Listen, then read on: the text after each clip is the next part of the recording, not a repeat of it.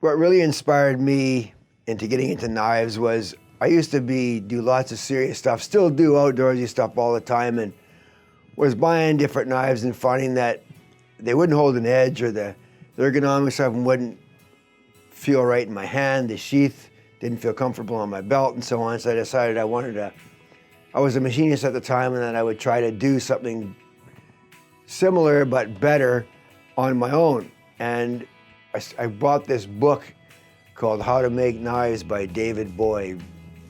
It was produced in 1973.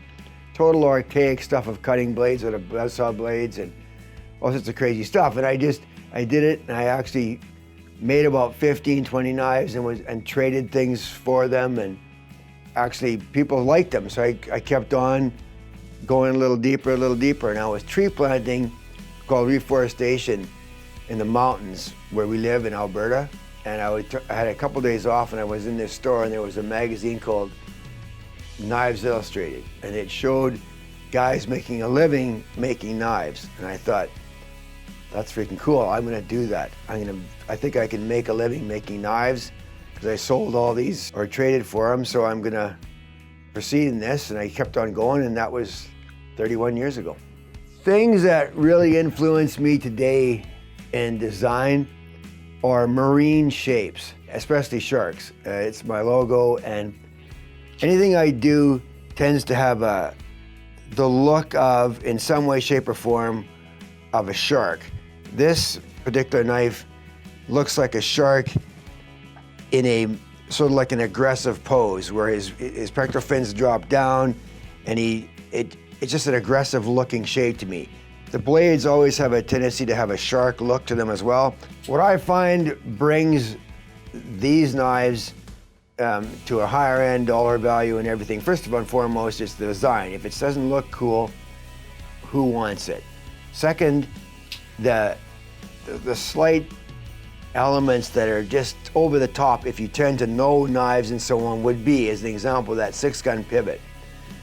I looked one day at a revolver, and I thought that would make a sweet pivot head if a guy made the end of a revolver.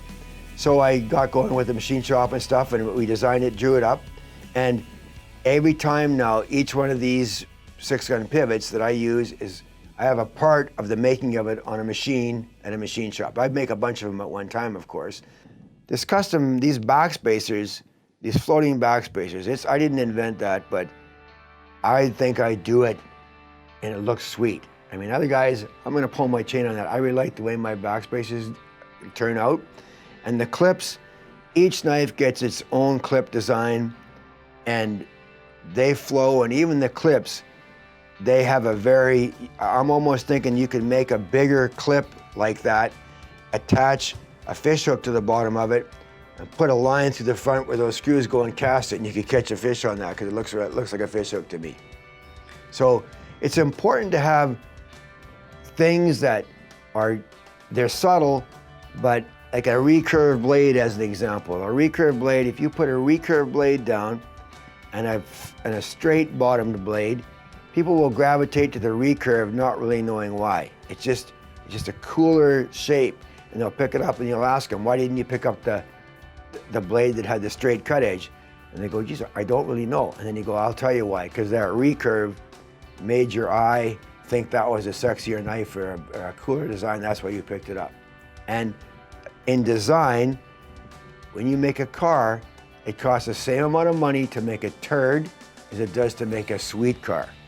And so by changing that, making that design, it's not using any more metal or any less metal. It's just a design trait. And I love design. I think it's cool, and this way I design just happens to be, when they come out, no matter what I do, it always tends to come out with a marine theme. It looks like it could swim, or it could bite you. Going back to design and the past and so on, back in the day, back in 1997, I made this particular knife. This is the 460 Magnum, which,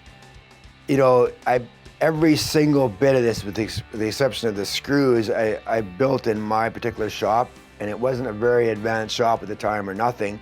And just to show that shape today, believe it or not, is still popular, and it's so ancient.